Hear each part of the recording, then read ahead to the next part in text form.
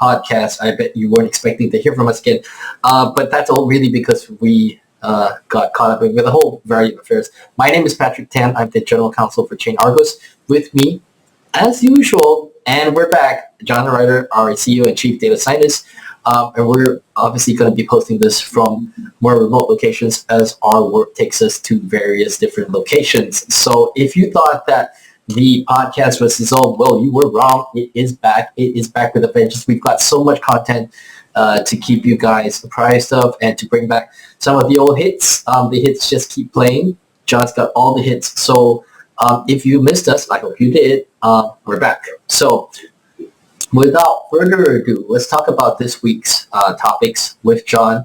The balancer hack, obviously, recent news. John's going to give us the 411 on that, and then we're going to talk about Zcash. Zcash, if you're not super familiar with, that's a privacy token. Very effective. It's good at what it does. And then, of course, finally, we're going to talk about the Bitcoin CSAM Softfork. So that's pretty technical for all those techies who are a little bit nerdy out there, but we've got something for everyone. And we have bonus content right at the end, which we'll talk about once you listen to the very end. I assure you it's worth to listen to the end. So let's talk about, John, tell us about the balancer hack. Other than the headlines, what can you tell us about? Okay, so, well, balancer is a large DEX. It's a collection of DEXs and different blockchains and forks and whatever. So version 2 of the product was hacked. It's quite old and was considered heavily audited and very secure. The rest of it, and someone found a way to exploit, roughly speaking, a rounding error to manipulate the system. Sure. So this is interesting. On a basic level, clearly the test cases were not sufficient because rounding errors are a thing that happens in computers, and everybody's aware of that. You need to do a better job at not having catastrophic rounding error problems.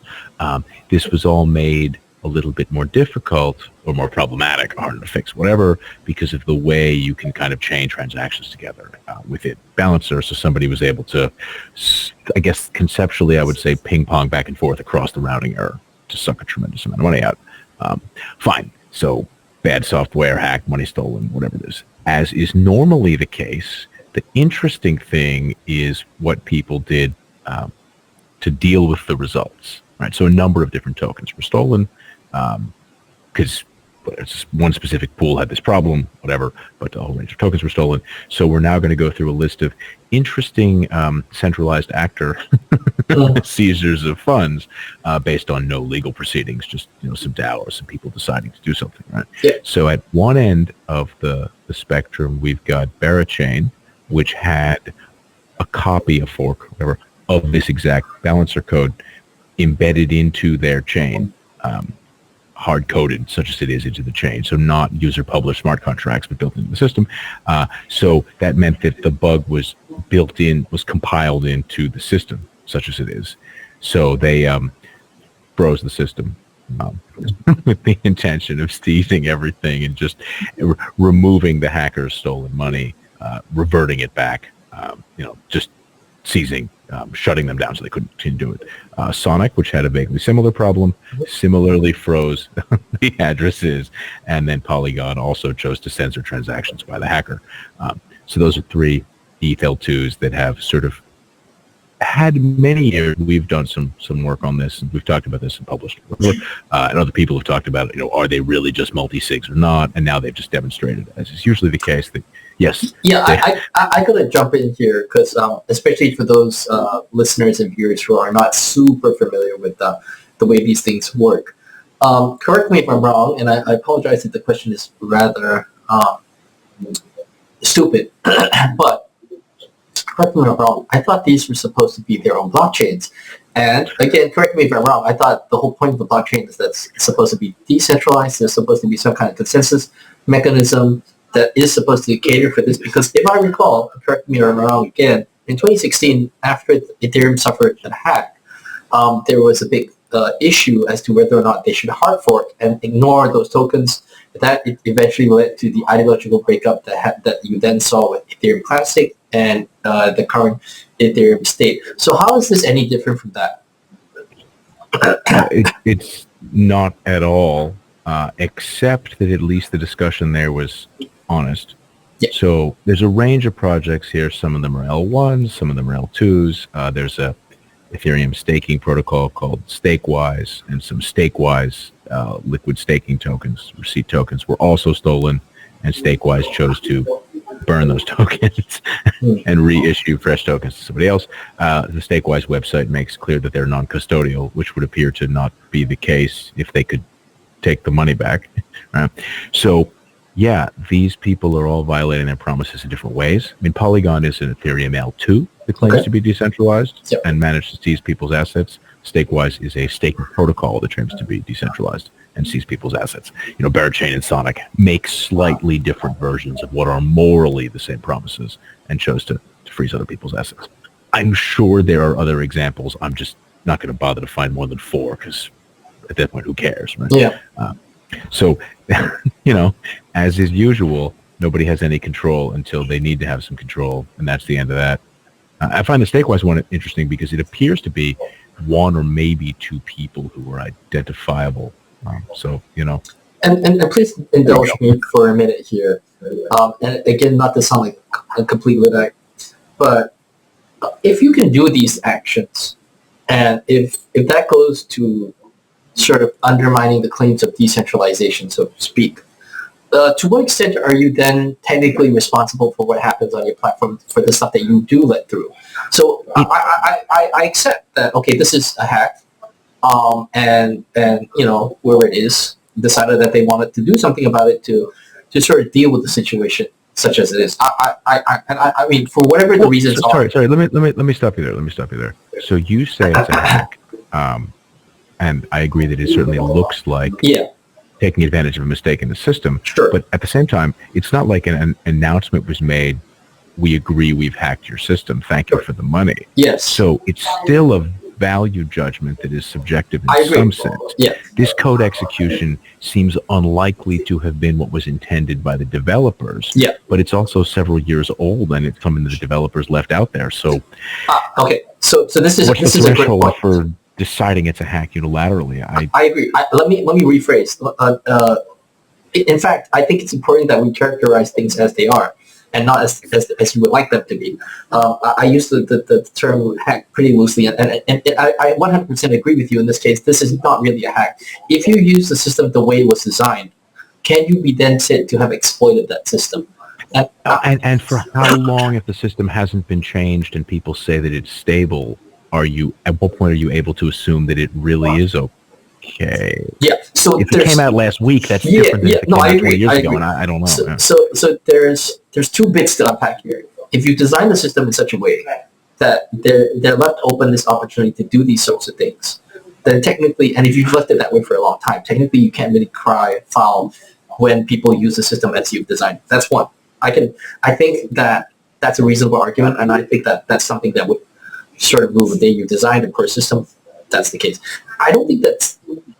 In fact, the fact that that is the case makes the second move, the second step, even more problematic because, as you rightly point out, if this was a hack, and then these allegedly decentralized actors acted in response to that hack, and then, you know, sought to sort of prevent a greater ill, we can have a conversation about that as in terms of the liability for having that level of control over the system.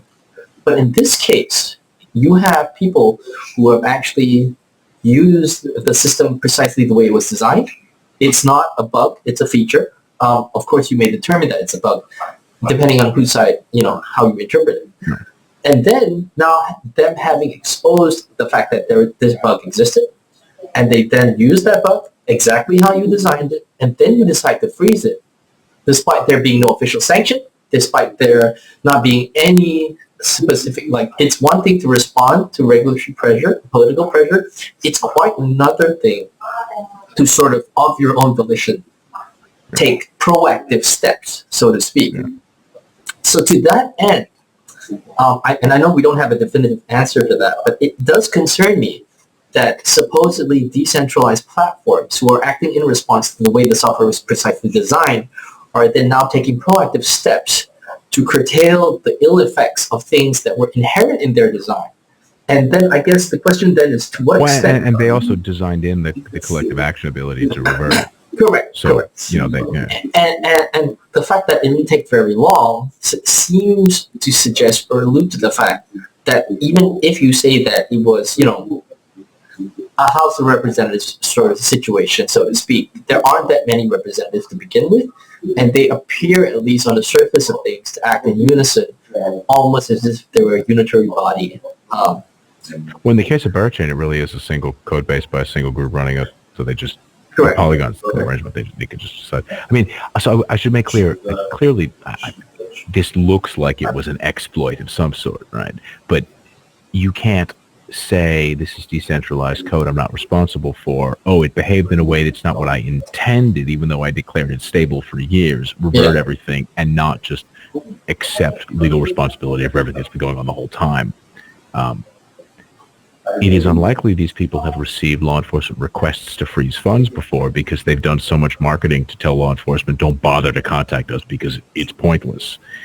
If they have actually received requests and refused, if anybody on this list has received requests and refused it, stating that they couldn't do anything about it, I think those people are probably screwed. But, it doesn't seem like a great situation for anyone overall. It's quite funny, right? If your judgment is able to, in a short period of time, decide the software didn't behave as intended, and so the money people got out of it should be reverted, you seem to have complete control over that system. Correct. And one individual might not, but it's concerning. It's, unlicensed money transfer, whatever, like the rogue financial services businesses are part of the world. I don't find it concerning that they exist. I don't find it concerning that it exists, but I think that you, as unfortunate as this is, you may not necessarily have wanted to show your hand in this manner, but it is what it is.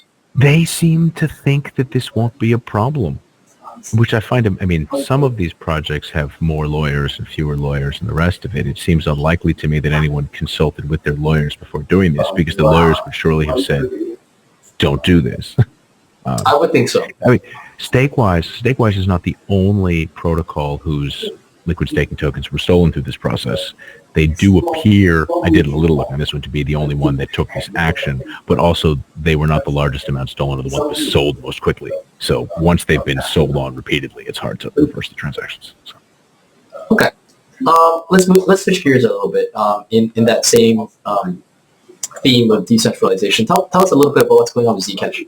Yeah, so the Zcash price has gone up a lot lately, and there's been a lot of discussion about Zcash and some discussions on Monero versus Zcash and the general sort of privacy situation, which I find interesting. So Zcash is quite old. I think it's from 2016. There have been a number of upgrades. The way you upgrade Zcash is by providing an additional functionality. You don't actually revert the old functionality, because if it's all anonymous, it's kind of hard to screw around with stuff without breaking things. Right? So you just have additional pools that allow anonymous whatever transacting. So Zcash and Monero are the two big proper privacy things. I guess you start by saying they both basically work if used correctly, and they both only work if a large number of people use them. Right? So an important feature of all of these anonymity and anonymizing and anonymity systems that most people, I think, forget about. There's debates about how Monero ring signatures are not the same exact procedure for anonymization as what Zcash uses. If you have, physical goods changing hands in the real world, the set of people you could have gotten them from, the set of places, or companies, or whatever, is unbounded. Right, it's the space of things that exist in the universe. In all of these systems, the anonymity set is only all of the people who've used the system. And by design, you know the maximum number there can be, and you can observe the number of users that there are. We can, in some sense, observe how many humans there are on the planet. We actually have no idea how many legal entities and partnerships there are on the planet. And that's not even really a knowable quantity.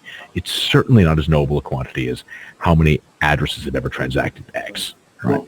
So when people start talking about relative anonymization here, you just have to assume there's a large enough number of users that you've achieved something useful, and enough chaining of transactions to achieve something useful. Because in the real world, I could just give something to that guy, and the space of that guy's is ridiculously large, and even in principle kind of unknowable. Okay. So supposedly some of this run up in Zcash is because some new wallet product was put together that makes it easier to use their properly anonymized whatever stuff. And that is claimed by a bunch of news sources and commentators and blog posts and podcast episodes. It's also amusing because that thing doesn't really work. So it turns out to be a mixer in the way that Thorchain is a mixer, which is to say, if you actually trace transactions, you can figure they are. Thorchain is not really a mixer. Yeah, Zach XPT posted a brief thread explaining one of the ways in which it's pretty trivial to work out how this thing functions.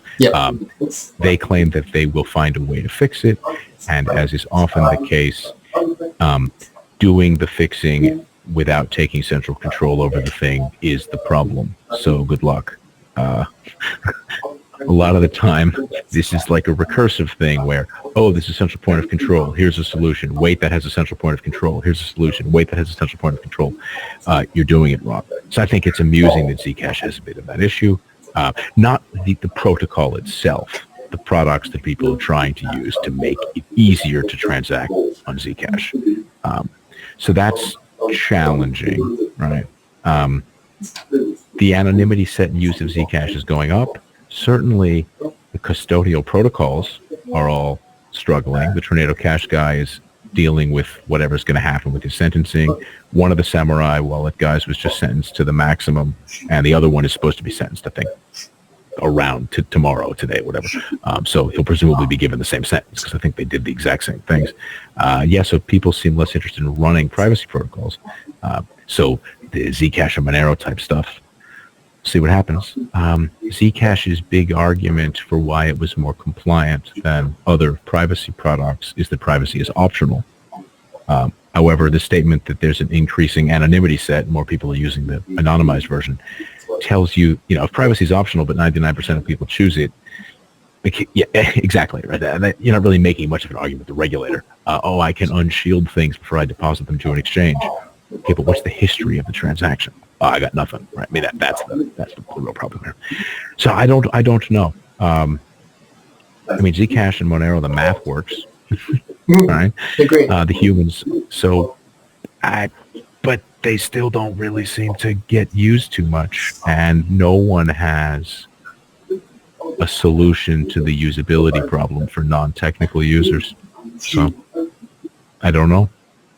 Okay. Monero's advantage in that sense is that because it has fewer options, you can't accidentally choose to make a non-private transaction. So, you can see how maybe someone could come up with a version of this thing that was a little bit simpler that maybe solved some of these problems. But bootstrapping that now and getting a big enough user base so there's real anonymity,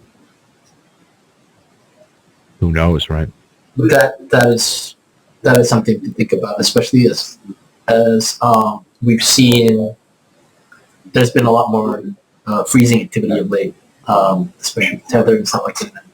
Not to pass any judgments, but for the people who want to avail themselves of such services, I think that's definitely a primary consideration that they have to think about as they're going into these things. So we'll see. Yeah, I think that's a good sort of place to leave off. I don't think it's still too early days to come to a conclusion on that. And as you rightly point out, it's been around for a while.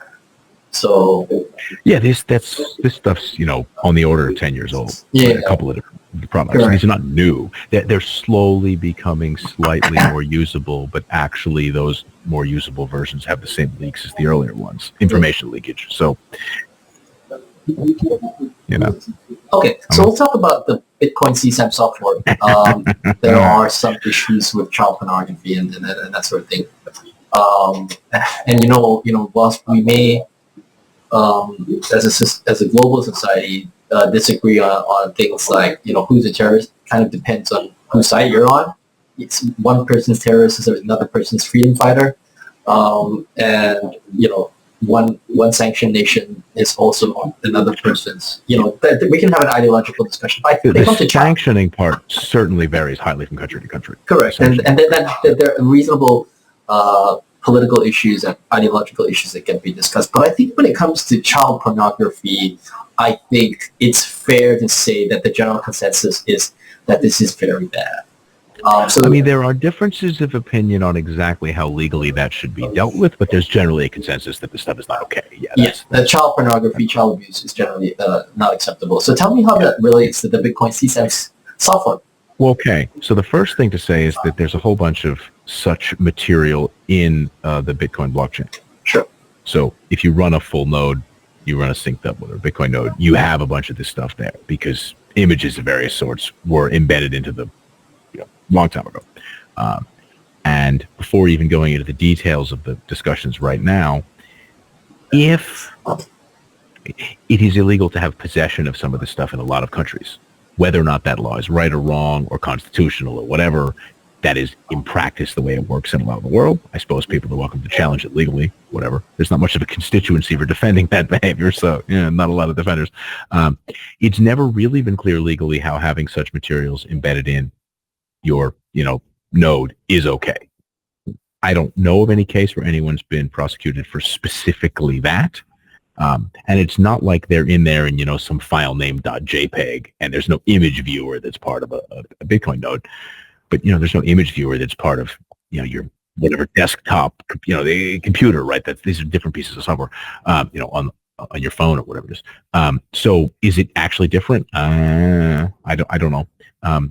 It certainly doesn't seem like something people go after. And then we'll come back to the Bitcoin stuff. Second, at the other end of the spectrum, cloud providers famously scan Google Drive or whatever contents for this type of material and report people. And there have been cases where people were reported incorrectly. There's a famous case, there's a whole New York Times piece about where a guy was asked by his child's doctor to take some photos of whatever, something, and this was, a request for the doctor for a child, and then they reported them to the police. And, whether or not Google would even admit they did anything wrong remains unclear. Taking pictures of whatever injury or something for a doctor is clearly okay, but, automated systems, right? But, okay. So there is now, and there has been a long brewing fight within the Bitcoin community about storing non-transaction data, images, text, whatever are various forms of non-transaction data. By transaction data, I mean sender, receiver, amount, time, whatever, right? Anything that's not just basic financial transaction data or, sufficient to support a multi-sig, whatever. Simple financial stuff. There was this whole thing with ordinals and all kinds of people trying to do NFT stuff on Bitcoin and all this stuff. And there are people who think that's a bad idea for whatever reasons. And one of the strategies they're now taking is to say, this is a potential vector for embedding forbidden materials. And so if you support this, you support those materials. And we need to put this through for legal reasons because maybe somebody will come and say, gee, why do you have these files embedded in this thing on your hard drive? If you take okay, so that's an interesting political strategy that these people are taking, right? So we want to find a way to stop what they term spam, what other people term, more complicated transactions. They want to build smart contracts on Bitcoin, right? Smart contracts are also larger blobs of data. You can imagine how a JPEG and a smart contract are the same size, whereas a transaction is, 4 numbers. Right? Okay, interesting way of wedging it in there, right? So we don't want to have smart contracts, and smart contracts are the same size as images, so let's scare people that they can store child whatever dodgy images, and then by blocking one, we block the other, job done. I want to stop for a moment and credit the creativity politically of that strategy. It is actually quite, interesting because there aren't a lot of people defending, a lot more smart contract supporters than there are questionable photograph supporters, right? Okay. Sometimes this has been being mischaracterized, I think, as sort of legal threats against Bitcoin node runners to report them to the police for having this material. Like, look, it's probably illegal in some basic sense to run a Bitcoin full node on the basis of this material being in there in the first place. Like, the law as written in many countries is very broad with respect to these things. Do I expect enforcement of that? Probably not. But, I wouldn't be making so much noise about it if I was running a large Bitcoin mining operation with lots of local copies of the full network. By the way, that's the position that the proposer of this thing finds himself in, right? He's involved in a very large operation that has a huge number of copies of those files. I'm not saying they have those files to view them as images or whatever, but data is data, and certainly that has been considered a problem before. If you can view the Bitcoin network as a distributed file sharing service, distributed data sharing service. There's structure to that data. You can identify digital blobs in different points with start and end markers in them. Is that completely different than Dropbox? No. And you raise an interesting legal point, which I want to follow up on, because there are Bitcoin miners, and not just one or two, but quite a few Bitcoin miners who are actually listed on NASDAQ, and for whom these objectionable materials would be on their database. Yeah. And to what extent would it's one thing to run a privately owned Bitcoin mining service for which unfortunately or unfortunately you have this content on your servers because you're mining a node. And now, how does that translate to something that's maybe listed on NASDAQ? And if you have to make your quarterly disclosures, you have to file your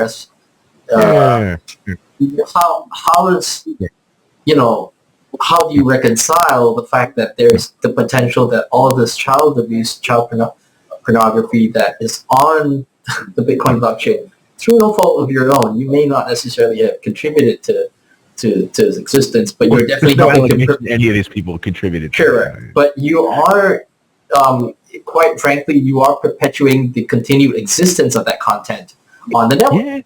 Yeah. I mean, you are running in some warped sense a very strange file sharing service of sorts. Now, I'm not suggesting these are listed companies running a dodgy file sharing service deserve to get in trouble. I'm just saying you can imagine explaining this to the general counsel of a listed company, and they're thinking, this company's been around for how long? What is this is a surprising rock to pick up and turn over, because it does raise very basic questions like, should a listed company be involved in that? Even if it's in a very weird corner niche case, you explain that on CNBC, right? Like, I don't envy anybody having to do that. And I again, politically, it seems like it was a really smart way to maybe get this thing rammed through. Now, the proposal has a consequence. If you're going to remove this sort of arbitrary whatever data, well, you're going to be removing a bunch of historical arbitrary blocks, not all of which are objectionable images, some of which no one can read. No one knows what they are. Maybe they're mistakes. Maybe there's some private whatever. Who knows? Is it fair to take away those people's property, if that's what it even is? This is a fascinating rock with lots of issues underneath. It's one of those things where in order to save the field, we got to burn the entire acreage. But the problem with that, of course, is that, as you rightly point out, there is other information there. And to the degree that you've now taken that decision to do this, you could end up with a hard fork where people, certain ideologues say that, let the chips lie where they fall. This is what the point of the immutability, because you've essentially erased that feature of the blockchain. You've erased that immutability function. And of course, when people set out to do these things, I guess, is deleting data modifying it? Maybe that's a philosophy question. It is. It is a philosophical question, but I think it's something that, because a lot of these aren't philosophical questions, a lot of these are ideological positions. I mean, I think Luke Dasher's response, the main proponent of this strategy, the main technical part of the strategy, would be, no, the thing was only ever supposed to contain transaction data, so these are just mistakes anyway, and sorry, we're just deleting comment fields. No one ever promised to, no Bitcoin node runner promised you that they would save your non-transaction data. I'm not saying I agree with that perspective, but I think that's the window through which some people view this, and that's not completely wrong. If you're totally non-technical and you're running this because you think you're supporting a financial transaction system, and then it turns out you got all this other stuff there, I can see you thinking, oh yeah, I never really wanted to support that. Forget objectionable, whatever, just like that's not the thing I was doing at all. Right. I mean, if it turned out that your children's school was also taking them on, yacht trips on the weekend, like, that's not what we're paying for here. They're supposed to be learning how to read, right? That's it is a fun one. And I do 100% agree with you. I would not want to be the general counsel to have to be dealt with. Oh, by the way, did you know that we've got a whole bunch of kiddie porn as part of our mining business. I mean, oh yeah, that meeting's just wild, right? That meeting's just wild. So how many copies? Well, one on every machine. Huh? Yeah, it's not a good, exactly true, but it's close. It's not a good scene, and I don't think we're going to come to a resolution to that with any level of media. No, I don't think there's a clear answer. I don't think there's a clear answer, and I don't know what they were expecting. And also, think about it on the flip side, because in fact the ambiguity kind of helps, because if you now say that this is okay, then if you want your kiddie point to exist in a persistent state, in a decentralized persistent state, which is accessible to everybody, this is how you do it. If you say that it's not okay, then the question then becomes is, what have these people been doing all as well? So there's no, flux or, a quantum state, if you will. For this thing to exist in a quantum state is not necessarily a bad thing. Yeah. Okay, finally, wrapping up. Let's talk about Coinbase Ireland. Bet you didn't know Coinbase had an Irish branch. Yeah, so Coinbase Europe, I mean, Coinbase has a Europe operation for a long time, and one of the main purposes for that has been getting stuff outside the United States legally for purposes of interest payments and all kinds of things. U.S. and EU securities rules are not identical, whatever. Also, generically, foreign currency bank accounts are not usually regulated quite the same way as insured domestic currency bank accounts, and the dollar is not the currency in Ireland. So, the rules are a little bit different. That's a technical banking question. Yeah, so Coinbase got fined. I think it was the fourth or fifth largest fine ever issued by the Central Bank of Ireland. It's 20-something million euros, so $25 million, for failing to surveil something like 30 million transactions totaling 176 billion euros. So something like that. Those numbers are roughly right. Huge numbers over many years. So the systems were just set up wrong, and then it took them forever to remediate, actually do the historical scanning. When they did the scanning, apparently that wasn't done right either. They had to redo the scanning. They misled the government about how long it took to do the scanning, generated hundreds or thousands of suspicious activity reports, depending on how you count some things.